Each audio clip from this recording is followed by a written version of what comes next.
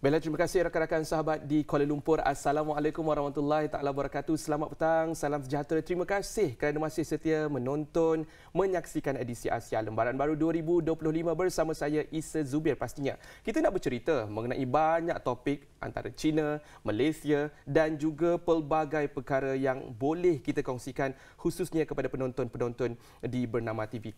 Episod kali ini kita nak bercakap mengenai pelancongan sebab tahun ini, tahun lalu dan beberapa tahun sebelum ini ramai sangat rakyat Malaysia berkunjung ke negara China khususnya di bahagian Yunnan, bercuti ke Jade Dragon Snow Mountain, pergi Shangri-La, Lijiang dan banyak lagi. Saya pun belum pernah lagi berkesempatan nak ke sana. Jadi kita panggil seorang yang cukup berpengalaman yang dah melancong ke lebih 20 negara, bukan sahaja di negara China, bahkan dah pergi ke negara ASEAN dan juga ke merata-rata tempat. Dan beliau juga merupakan seorang penyelam yang cukup hebat. Kita bersama dengan Melo di studio. Terima kasih Melo kerana bersama dengan edisi Asia. Betul ke dah menyelam ke banyak negara ni? Ya, betul. Oh, Malaysia? Pasti sebenarnya saya mendapat lesen diving PADI sistem PADI di Malaysia, Pulau Redang. Itu sangat-sangat menarik. Saya pun tak pernah menyelam lagi di Malaysia. Boleh juga nanti ya. Boleh nanti. Kita mungkin boleh pergi ke Pulau Redang dan menyelam. Boleh. Okey, janji ya. Janji ya. Okey, kita nak mulakan soalan pertama kita, tapi kita tak nak bercakap dahulu mengenai pelancongan di Malaysia sebab kita nak tahu bagaimana prestasi pelancongan ataupun sektor pelancongan di negara China ini pada tahun 2024. Saya rasa sektor pelancongan China tahun 2024 sebenarnya menunjukkan pemulihan dan juga peningkatan yang ketara sama ada dalam pelancongan domestik ataupun pelancongan antarabangsa selepas pandemik. Menurut satu statistik dikeluarkan oleh Kementerian Kebudayaan dan Pelancongan China, pada tahun yang lalu jumlah pelancong domestik telah mencecah 5.6 bilion, meningkat hampir 15% berbanding tahun sebelumnya, dan dalam pada itu ketibaan pelancong antarabangsa juga mencatat 130 juta, meningkat 60% berbanding tahun sebelumnya. Jadi dalam proses ini memanglah kerajaan China juga melaksanakan pelbagai jenis langkah untuk menarik pelancong dan melalui pelbagai saluran macam pemudahan visa dan juga promosi kebudayaan yang menarik sendiri untuk menarik pelancong. Dan kalau sebut tentang pemudahan visa China kan, ini memang berguna dan berkesan sebab warga asing yang masuk China dengan menikmati bebas visa sudah mencecah 20 juta, meningkat 112% pada tahun yang lalu.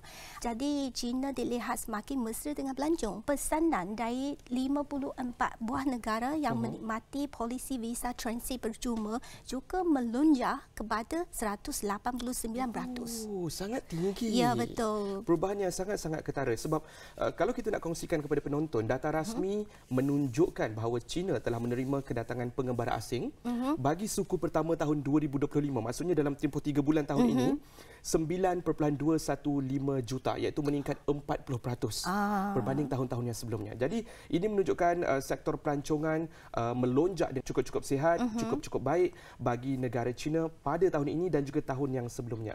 Okey, kita tahu bahawa pada tahun lalu viral beberapa perkara, antaranya tempat-tempat pelancongan lah yang viral di media sosial. Kita ada Paksi Tengah Bandar Beijing yang diiktiraf sebagai warisan budaya oleh UNESCO. Lepas tu kita ada tempat permainan Black Myth Wukong. Rakan tugas kita Satria pun Provinsi Shanxi dah pergi ke sana. Lepas tu kita ada Alte di wilayah Xinjiang, berikutan tayangan filem To The Wonder. Dan juga Dali, satu bandar yang indah permai di Yunnan. Di Yunnan, ya, Provinsi Yunnan. Jadi itu antara tempat-tempat yang viral pada tahun lepas di dalam media sosial. Betul. Jadi sebagai rakyat di negara China sendiri kan yang dah menjelajah secara domestik, keluar dan sebagainya, mungkin Melo boleh kongsikanlah antara tempat-tempat pelancongan ataupun destinasi yang popular ataupun yang menjadi tumpuan kepada pelancong-pelancong. Ya, sebenarnya ya, saya rasa setiap tahun bahkan setiap bulan akan termuncul satu senarai paling, senarai teratas, top 10, top 5 macam itulah. Saya perasan sebenarnya bandar Beijing, Shanghai, Guangzhou, Chengdu dan Xi'an banyak kali ataupun hampir setiap senarai bandar-bandar seperti itu akan muncul dalam senarai itu. Ini melambangkan tempat itu sebenarnya masih mempunyai daya tarikan yang sangat kuat bagi pelancong domestik ataupun antarabangsa. Tapi saya juga perasan satu fenomena yang baru, iaitu ada beberapa tempat kecil ataupun tak begitu famous seperti Shanghai dan Beijing juga tersenarai dalam sesetengah senarai yang tertentu dan tak kalah popular di kalangan pelancong domestik dan juga antarabangsa.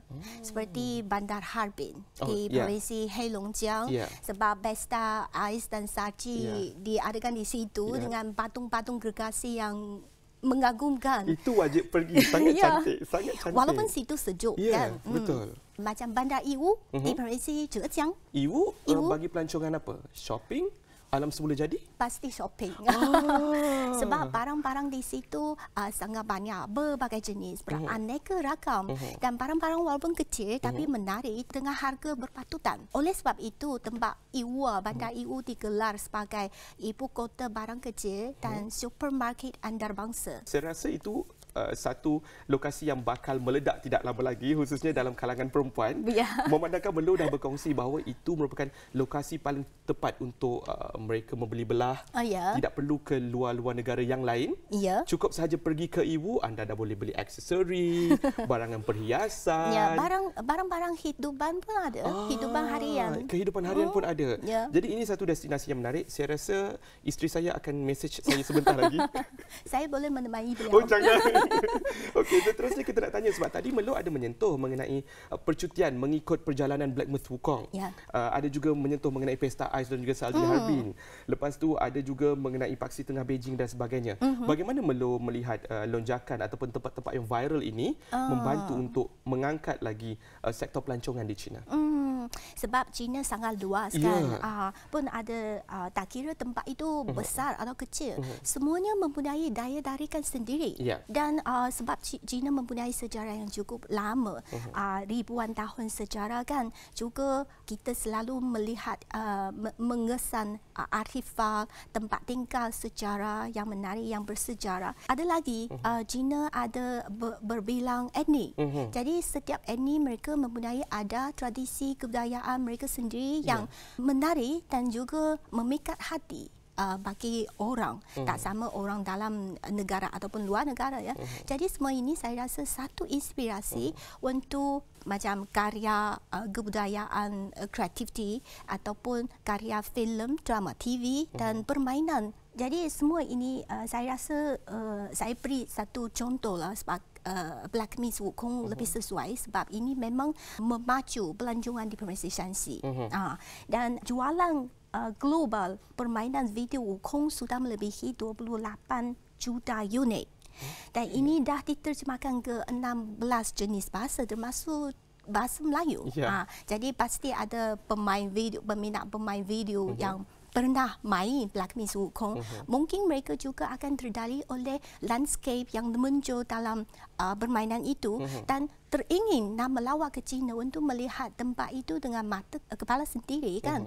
Jadi kalau kita lihat dari data statistik ya, dalam masa 2 bulan selepas pelancaran permainan Blackmouth Wukong ya, ada 27 dapat warisan budaya di Shanxi yang menjadi inspirasi pemandangan dalam permainan itu sudah menerima lebih 5.3 juta kunjungan pelancong dan menjana pendapatan tiket sebanyak 166 juta yuan renminbi. Itu sangat tinggi. Dan kalau kita tengok yang ada di depan-depan kita ini merupakan antara juga produk-produk kebudayaan yang ada di negara China. Sebab ini rakan kita yang kongsikan.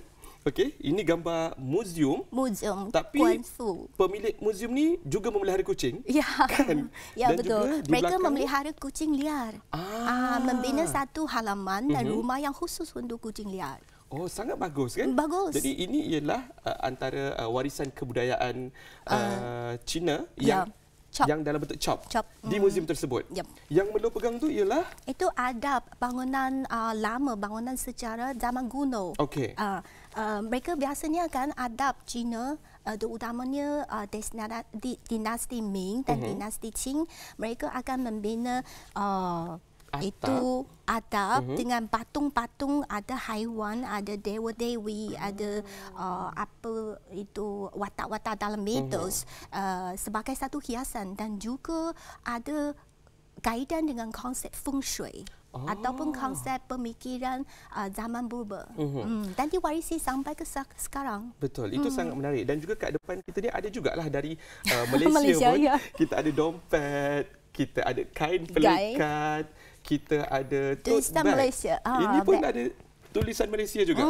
Macam-macam. Ini pun salah satu antara orang kata produk pelancongan yang dijual di destinasi-destinasi tertentu. Sebelum kita mengakhiri kita punya segmen ni, kita nak tanya pengalaman Melo. Itu yang paling penting sebenarnya. Melo dah melancong ke lebih 20 negara. Dah menyelam di lebih 20 lautan di lebih 20 negara ini kan, termasuk Malaysia, negara-negara ASEAN dan juga luar-luar negara. Tonga dah pergi, Amerika Syarikat dah pergi, macam-macam lagi dah pergi. Jepun pun baru je balik sini kan. Jadi mungkin Melo boleh ceritakan sedikit mengenai pengalaman melancong ke luar negara dan juga mungkin menyentuh sedikit mengenai dasar bebas visa. Okey. Saya rasa itulah mungkin satu daya tarikan bagi saya yang selalu pergi ke tempat yang saya tak pernah pergi.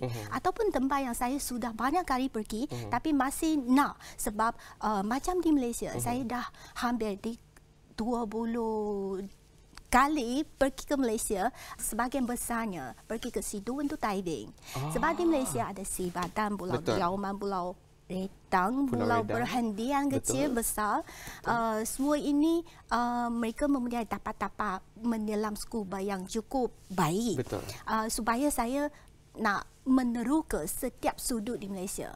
Terutamanya sebagai orang yang belajar bahasa Melayu.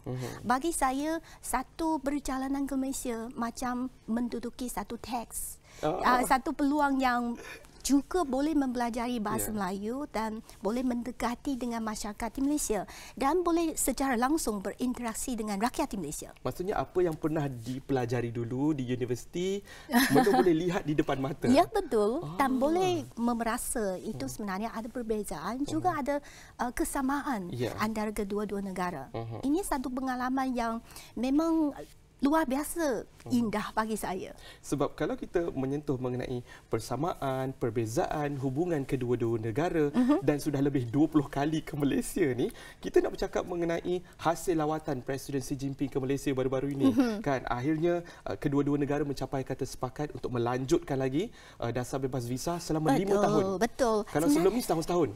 Sekarang ni 5 tahun. Jadi Melo melihat perkara ini bagaimana? Saya juga mendapat manfaat daripada bebas visa ini sebab lawatan terbaru saya ke Malaysia, saya membawa keluarga pergi ke situ. Tahun baru Cina tahun lepas. Tahun lepas. Mengambil cuti tahun baru Cina ke Malaysia selama 10 hari lah. Mudah untuk Melo sebab beliau sudah pandai berbahasa Melayu. Boleh berbahasa Melayu, boleh berbahasa Inggeris, boleh berbahasa Cina. Jadi itu tidak menjadi satu masalah untuk pergi ke Malaysia. Ya, betul. Jadi apa-apa yang ingin dilakukan di Malaysia senang je. Betul. Ini merupakan salah satu manfaat yang boleh diperoleh rakyat di kedua-dua negara. Malaysia untuk pergi melancong ke negara China, rakyat di negara China untuk melancong ke Malaysia, dan kedua-dua manfaat ini memberikan kebaikan kepada pembangunan kedua-dua negara. Ya, betul. Bella, terima kasih Melo kerana sudi bersama dengan edisi Asia. Macam-macam dah kongsikan dengan penonton-penonton semua. Kalau kita nak ikutkan masa kita tak cukup sebenarnya, betul tak Melo? Ya. Banyak yang kita nak kongsikan.